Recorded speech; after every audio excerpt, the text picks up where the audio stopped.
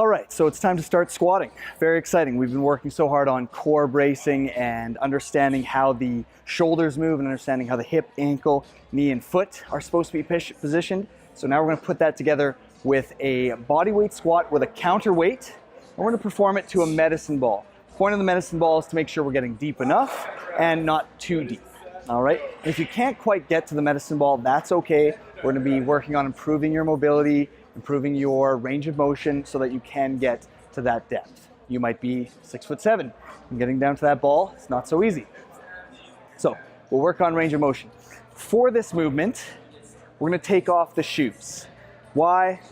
Well, again, with the shoes off, you can really feel the floor. You can grip the floor with your foot mechanics and proper foot gripping. I usually squat barefoot.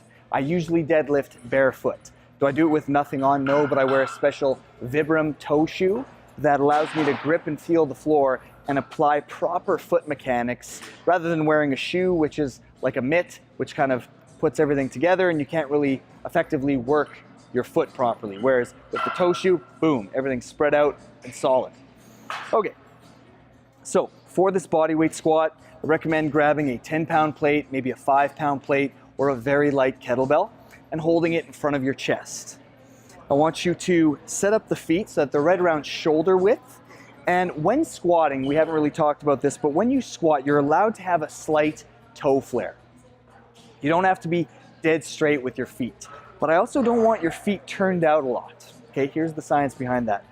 The more you turn out your foot, the more you sacrifice being able to create torque in your ankle, knee, and hip joint. We know that torque keeps your hip, knee, and ankle safe and strong, and you can safely load that area better when you have torque in the joint. When you turn out the foot, you start creating more potential for slack in your hip, knee, and ankle, and that can lead to injury. So the more you turn out your foot, the more chance you have of problems. So we want to turn out just a little bit, maybe 20 degrees max, and we want to have the ankle strength, the foot strength, and the ankle mobility to then create torque in that position. The reason why people turn out their feet so much is because they're lacking ankle mobility and foot strength. So that's a quick fix for then squatting deeper. But it wreaks havoc down the line. It's short-term gain for long-term pain. Spend your time on foot and ankle mobility, lock that in so that you can squat properly while maintaining torque instead of sacrificing torque. So feet anywhere from 5 to 20 degrees flared open. In that posture, grip through the heel, the ball of the foot, the big toe, and the outside parameter of the foot. Create torque. Make sure that the abdominals are engaged, the ribs are down, the neck is packed, and the glutes are squeezed. And from here, we're going to go ahead and squat. Push the weight out away from you as you go through the move, and then push back up. Bring the weight in as you come up. Breathe in on the way down. Breathe out on the way up.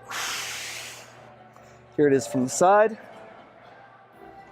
Don't stand too far from the ball because then you're reaching. Get right up to the ball. Maybe heels are an inch away from the base of the ball. Create that grip through the floor. Create torque. Glutes, abs, ribs, neck.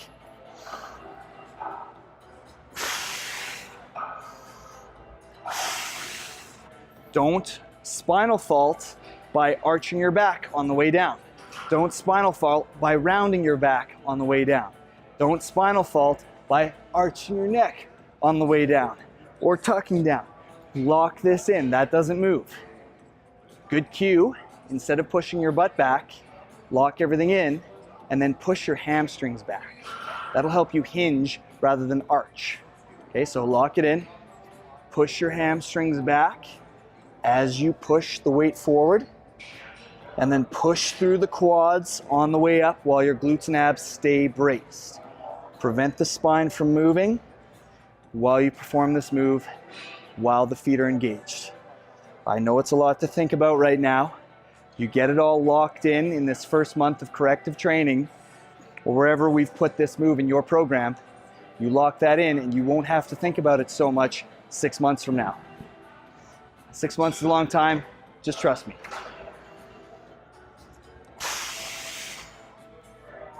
All right, so that is the bodyweight squat with a counterweight. take that and good luck. Have fun.